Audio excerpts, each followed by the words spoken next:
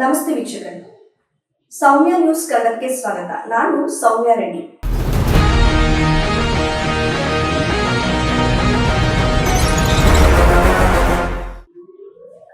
ಇಬ್ಬರು ನಾಯಕರುಗಳು ಶಾಂತಿ ಸಂಧಾನ ಮಾತುಕತೆಗಾಗಿ ಮುಂದಾಗ್ತಾರೆ.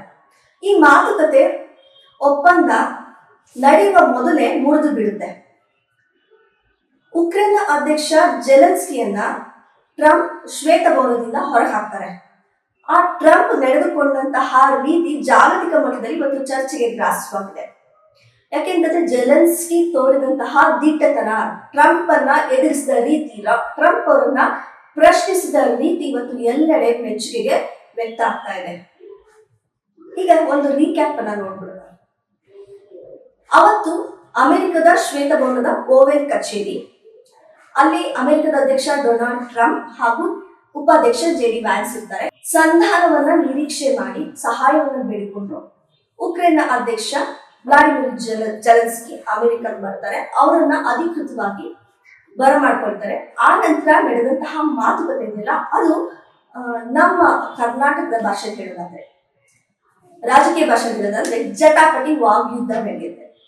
ಅವತ್ತು ಏನಾಯ್ತು ಅಂತಂದ್ರೆ, ಟ್ರಂಪ್ ಅವರು ಹೇಳ್ತಾರೆ, ನೀವು ಪೂರಕವಾಗಿ ಸ್ಪಂದಿಸ್ತಾ ಇಲ್ಲ, ರಷ್ಯಾ ಯುದ್ಧವನ್ನ ನಿಲ್ಲಿಸಲಿಕ್ಕೆ ನಮಗೆ ಸಹಕಾರ ನೀಡ್ತಾ ಇದೆ, ಶಾಂತಿ ಸಂಧಾನಕ್ಕೆ ಪರಸ್ಪರವಾಗಿ ಸಹಕರಿಸ್ತಾ ಇದೆ, ಆದ್ರೆ ನೀವು ನಿಮ್ಮ ದೇಶದ ಜನರನ್ನ ಆಪತ್ತಿಗೆ ತಳ್ತಾ ಇದ್ದೀರಾ, ಯುದ್ಧಕ್ಕೆ ನೀವು ಆಹ್ವಾನಿಸ್ತಾ ಇದ್ದೀರಾ, ನೀವು ಯಾವ ರೀತಿಯ ಮಾತುಕತೆ ಕೂಡ ಸರಿಯಾಗಿ ಒಪ್ಕೊಳ್ತಾ ಇಲ್ಲ ಅಂತ ಹೇಳಿ ಆರೋಪಗಳ ಮೇಲೆ ಆರೋಪಗಳನ್ನ ಮಾಡಲಿಕ್ಕೆ ಶುರು ಮಾಡ್ತಾರೆ. ಹಾಗೆ ನಿಮ್ಮ ದೇಶದ ಜನರನ್ನ ಅಪಾಯದಲ್ಲಿಟ್ಟಿದ್ದೀರಿ.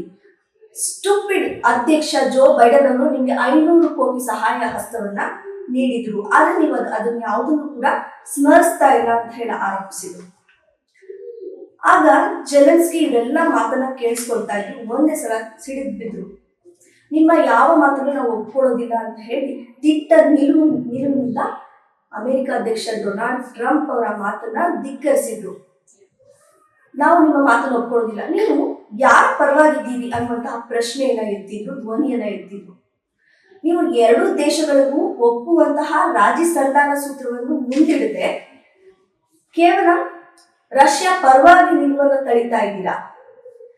ನೀವು ಯಾವುದೇ ರೀತಿಯ ರಾಜಿ ಸಂಧಾನ ಸೂತ್ರವನ್ನ ಮುಂದಿಡ್ತಾ ಇಲ್ಲ ಅನ್ನುವಂತಹ ಆರೋಪವನ್ನ ಮಾಡಿದ್ರು. ಇದರಿಂದ ಕೆರಳಿದಂತಹ ಟ್ರಂಪ್, ನೀವು ಅಮೆರಿಕದ ಮಾತಿಗೆ ಕಿಮ್ಮತ್ತನ್ನ ಕೊಡ್ತಾ ಇಲ್ಲ, ನೀವು ಅಮೆರಿಕವನ್ನ ಧಿಕ್ಕರಿಸ್ತಾ ಇದ್ದೀರಾ, ಅವಮಾನ ಮಾಡ್ತಾ ಇದ್ದೀರಾ ಅಂತ ಹೇಳಿದ್ರು. ಅಂದ್ರೆ ಏನು ಪ್ರಶ್ನೆ ಮಾಡಿದ್ರು ಜೆಲೆನ್ಸ್ಕಿ ದಿಟ್ಟತನದಿಂದ, ಅದು ಅಮೆರಿಕದ ಅಧ್ಯಕ್ಷರಿಗೆ ಅವಮಾನದಂತೆ ಕಾಣಿಸ್ತು. ಹಾಗೆ ಅಮೆರಿಕಕ್ಕೆ ಕಿಮ್ಮತ್ತಿಲ್ಲ ಅನ್ನುವಂತೆ ಅವರಿಗೆ ಅದನ್ನ ಅರ್ಗಿಸ್ಕೊಳ್ಳಿಕ್ಕೆ ಸಾಧ್ಯ ಆಗ್ಲಿಲ್ಲ. ತಕ್ಷಣ ಗೆಟ್ ಔಟ್ ಅಂತ ಹೇಳಿ ಅಲ್ಲಿಂದ ಹೊರದಬ್ಬರು. ಒಂದು ದೇಶದ ನಾಯಕನನ್ನ ನಡೆಸ್ಕೊಂಡಂತಹ ರೀತಿ ಇದೆಯಲ್ಲ, ಆ ನಡೆ ಇವತ್ತು ಬಹಳ ಚರ್ಚೆಗೆ ಗ್ರಾಸ ಆಗುತ್ತೆ, ಹಾಗೆ ಆಕ್ರೋಶಕ್ಕೆ ಕಾರಣ ಆಗಿದೆ.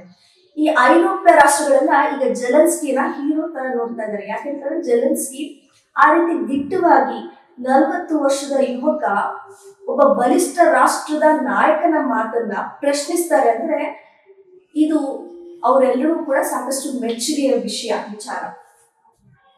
ಅಲ್ಲಿಂದ ಬಂದಂತಹ ಸ್ವಾಭಿಮಾನಿ ಜೆಲೆನ್ಸ್ಕಿ ತನ್ನ ದೇಶದ ಒಂದು ಮರ್ಯಾದೆ ಕಾಪಾಡುವಂತಹ ಒಂದು ದಿಟ್ಟ ನಿಲುವು, ಹಾಗೆ ಒಬ್ಬ ದೇಶದ ನಾಯಕನಾಗಿ, ಒಬ್ಬ ದೇಶದ ಅಧ್ಯಕ್ಷನಾಗಿ ಅವರು ಯಾವ ರೀತಿ ಪ್ರಶ್ನೆ ಮಾಡ್ಬೇಕಾದ್ರು ಅದೇ ರೀತಿ ಪ್ರಶ್ನಿಸಿದ್ರು ಅನ್ನುವಂತಹ ಮಾತುಗಳು ಕೂಡ ಹಲವು ರಾಷ್ಟ್ರಗಳು ವ್ಯಕ್ತಪಡಿಸಿದ್ರು.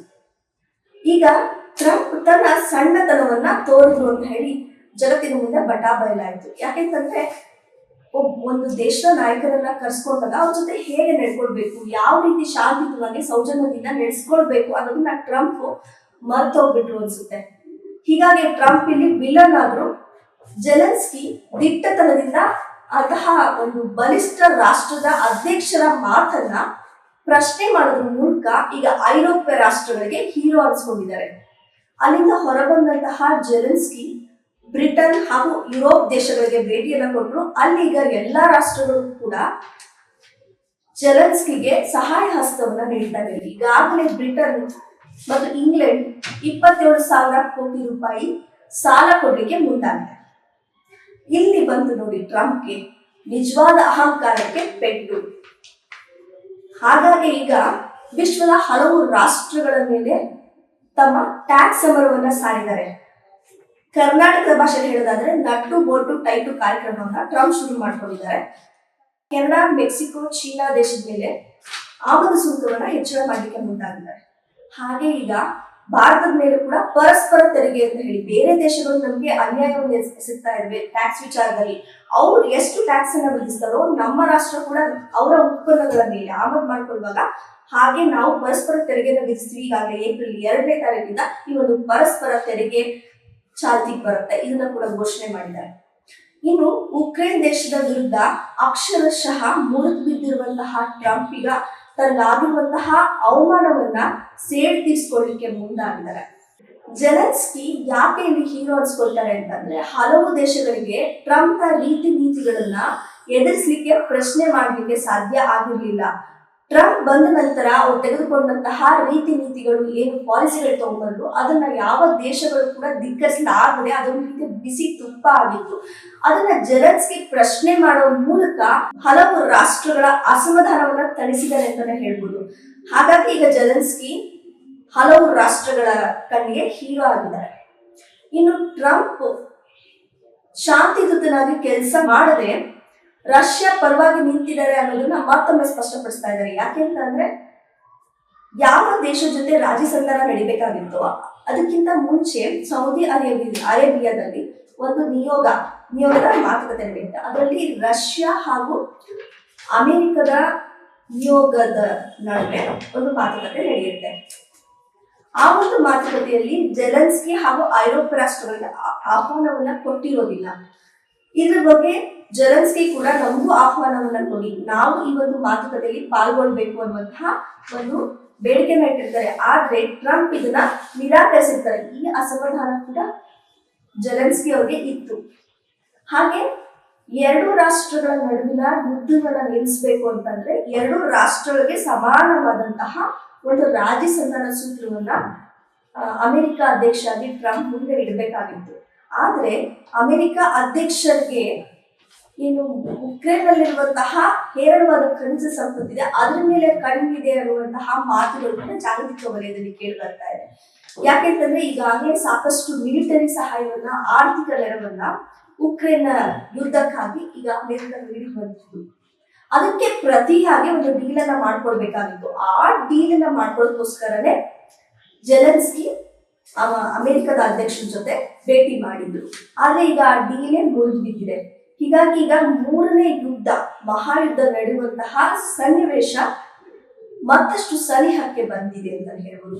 ಯಾಕೆಂತಂದ್ರೆ ಅಲ್ಲಿಂದ ಬಂದ ನಂತರ ಐರೋಪ್ಯ ರಾಷ್ಟ್ರಗಳ ವಿಶ್ವಾಸಕ್ಕೆ ಹಾಗೂ ಐರೋಪ್ಯ ರಾಷ್ಟ್ರಗಳಿಗೆ ಕಣ್ಮಣಿ ಆಗಿರುವಂತಹ ಏನು ಜೆಲೆನ್ಸ್ಕಿಗೆ ಈಗ ಸಹಾಯ ಹಸ್ತದ ಮಹಾಪೂರ್ವೆ ಹರಿದು ಬರ್ತಾ ಇದೆ. ಹಾಗೆ ಏನು ನ್ಯಾಟೋಗೆ ಸೇರ್ಬೇಕು ಅನ್ನುವಂತಹ ಒಂದು ಆಶಾಭಾವನೆಯನ್ನು ವ್ಯಕ್ತಪಡಿಸಿದ್ರು. ಅದಕ್ಕೆ ರಷ್ಯಾ ಪ್ರಬಲವಾಗಿ ವಿರೋಧಿಸ್ತಾ ಇದೆ.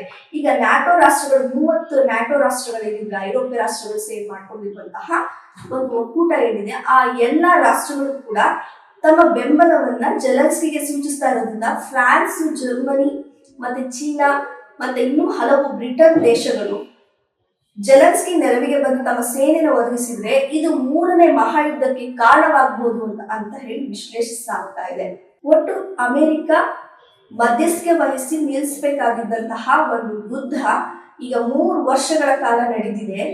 ರಷ್ಯಾ ಮತ್ತು ಉಕ್ರೇನ್ ಯುದ್ಧ ಇನ್ನೂ ಕೂಡ ಸದ್ಯಕ್ಕೆ ತಾತ್ಕಾಲಿಕವಾಗಿ ಒಂದು ಕದನ ವಿರಾಮ ಬಿದ್ದಿದೆ. ಆದ್ರೆ ಇಲ್ಲಿ ಇನ್ನು ಪೂರ್ತಿಯಾಗಿ ಈ ಯುದ್ಧ ನಿಂತಿಲ್ಲ.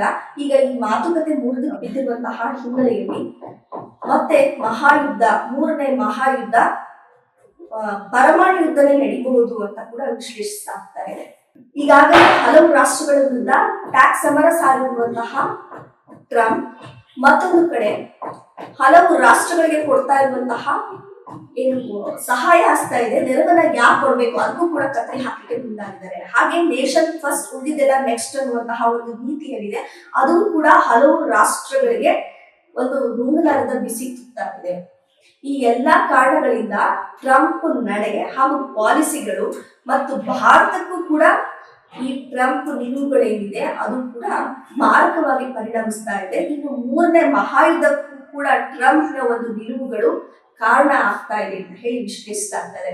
ಇನ್ನು ಇದಕ್ಕಿಂತ ಹೆಚ್ಚಾಗಿ ಒಬ್ಬ ಉದ್ಯಮಿಯ ಕೈಗೆ ಹಾಗೆ ವ್ಯಾಪಾರಿ ಮನೋಭಾವದವರ ಕೈಗೆ ಒಂದು ದೇಶದ ಚುಕ್ಕಾಣಿ ಆಡಳಿತ ಸಿಕ್ಕರೆ ಹೀಗೆಲ್ಲ ಅನಾಹುತಗಳಿಗೆ ಕಾರಣ ಆಗಬಹುದು ಅನ್ನುವಂತಹ ವಿಶ್ಲೇಷಣೆಗಳು ಕೂಡ ಕೇಳಿ ಬರ್ತಾ ಇದೆ.